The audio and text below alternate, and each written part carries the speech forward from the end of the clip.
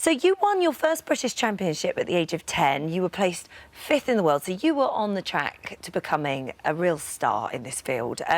What made you begin in the first place? My dad used to race before I was born. He used to do banger racing and oval racing, so he came from that background, and as soon as I was born, I think at the age of 2, he was looking on eBay trying to buy a go-kart. So yeah, I was forced into it at first, but yeah, I couldn't wish. Loved it. Yeah, because that's the route, isn't it? So many racing drivers start in the karts. Yeah, the F1 drivers have started in karts. So it's Sunday the 16th of April this year, and the news that we watched this unfold, the nation was horrified at what had happened 3 weeks before your 18th birthday.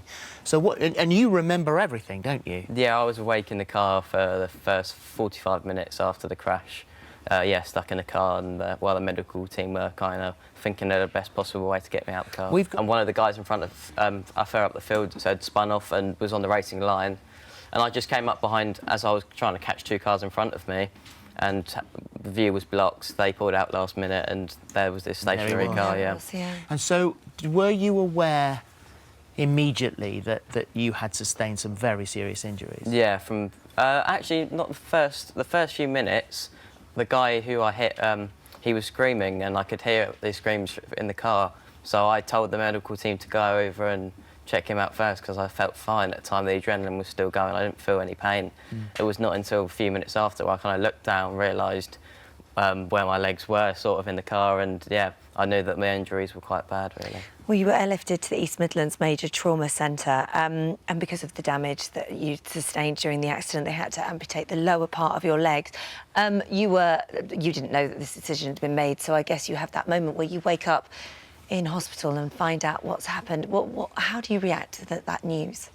Obviously, being awake in the car kind of helped just, I guess, lower the blow, because I knew the injuries were bad. I could see on all the doctors' faces that were around the car when they were trying to get me out that they looked in horror. So that kind of, I guess, in some way helped me, that when I woke up, after, I think for 3 days after the accident, when I looked down, I kind of knew there was going to be some injuries like that beforehand. But I remember reading the people who've seen you and been in hospital and visited you and in the press were saying that from the word go, you said, I will race again, this won't stop me. Yeah, definitely. That was one of my first thoughts. I think when I was still coming in and out of consciousness, I was trying to scribble down things on paper, and my handwriting was pretty awful, but my mum told me one of the first things I wrote was who won the race. Oh, really? Yeah. Oh, my gosh. You, I mean, obviously, after sustaining injuries like that and having to learn to walk again, I mean, you took for granted how difficult it was going to be to do that. Yeah, definitely. It's well, you see people on the odd occasion walking around on prosthetics, and you just take it for granted normally that what they're going through isn't too bad. But going through it myself, you really appreciate every person out there that's gone through something like this and what they've had to overcome. Well, you have become a force for good now, because, I mean, you've sacrificed so much in your childhood to race, you know, friends' parties and all that sort of stuff. You were out on the track. So you looked very hard at how you could drive again, and you found the Fun Cup cars. Yeah, that was the first taste of racing I got after my accident, 11 weeks after that. To try and regain my racing licence. That was what the day in the Fun Cup car was for.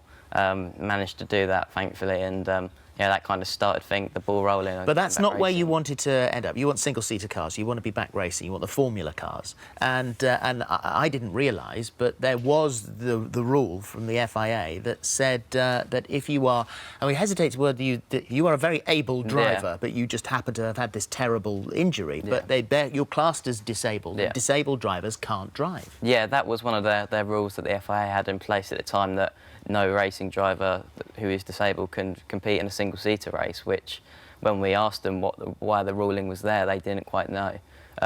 But since the day one, they've been really supportive in trying to get the rule overturned in time, so I can hopefully get back racing in April. And you've done it. Yeah. Well done, you. I mean, that is an incredible thing to achieve. You've had great support from the racing world, haven't you? Lewis Hamilton, I know he invited you to go down to the Grand Prix at Silverstone, and you were with him. To get that sort of support and to make that change in your own field, you must be very proud of yourself. Yeah, it's been a long struggle, but we've managed to get it done. And it's not just for me as well. It's for other people that want to race single seaters as well that have the same problem in the future. If it ever happens again, at least that rule is now overturned, that they can know they can still do it. Well done, you.